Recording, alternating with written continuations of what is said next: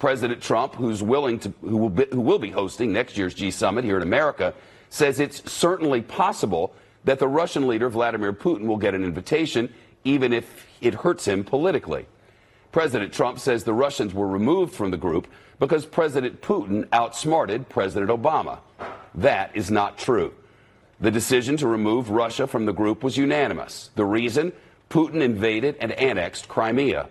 In the conflict that continues in eastern Ukraine, Russian forces support separatists who've killed more than 10,000 people. During that conflict, a Russian weapon shot a civilian airliner from the sky, killing hundreds. Then in 2016 and 2018, the Russians interfered in the American elections. And according to American intelligence agencies, they're interfering today. France's President Macron today cited that as the reason that Putin cannot be readmitted. This is Fox News' Shep Smith hitting back at Trump's baseless claim that President Obama had Russia removed from the then G8 because he was outsmarted. He said this during a press conference where the president, per usual, used his time to attack Americans while defending the Russian president. Really, it was a President Obama. I'm not blaming him, but a lot of bad things happened with President Putin and President Obama. One of the things that happened was, as you know, what happened with a very big area, a very, very big and important area in the Middle East where the red line was drawn, and then President Obama decided that he was not going to do anything about it. You can't draw red lines in the sand. You just can't do it. And the other was in Ukraine, having to do with a certain section of Ukraine that you know very well, where it was sort of taken away from President Obama. Not taken away from President Trump, taken away from President Obama. President Obama was not happy that this happened because it was embarrassing to him, right? It was very embarrassing to him. And he wanted Russia to be out of what was called the G8. And that was his determination. He was outsmarted by Putin. He was outsmarted. President Putin outsmarted President Obama. Wait a minute. It should be noted off the bat that no, Obama didn't have Russia removed from the G8 to settle some personal score after being outsmarted by Putin.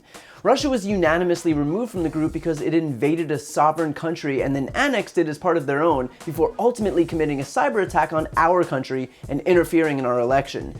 Both examples of dangerously undemocratic behavior, and the so-called leader of the free world took that opportunity to bash Obama, because of course. But honestly, while it might seem obvious that Vladimir Putin and not Barack Obama was responsible for Russia's invasion of Crimea, that's how blinded Trump is by his loyalty to the Russian autocrat. And what's worse is that Trump sees no irony whatsoever in the fact that Obama took action against Russia, imposing sanctions, expelling 35 diplomats from the US and closing 2 Russian diplomatic compounds in Maryland, agreeing to kick Russia out of the then G8, and even himself warning Putin against meddling. All while Trump's national security advisor Mike Flynn discussed lifting sanctions on Russia, while Trump moved to return the Maryland compounds to the Russians, while Trump advocated for Russia's readmission to the G7, while Trump sided with Putin over our own intelligence agencies regarding Russian meddling. The hypocrisy is just incredible. That Trump thinks the fact that Putin committing illegal acts during Obama's tenure puts Obama fully at fault, while completely ignoring the fact that Trump removed any and all punishment for what happened.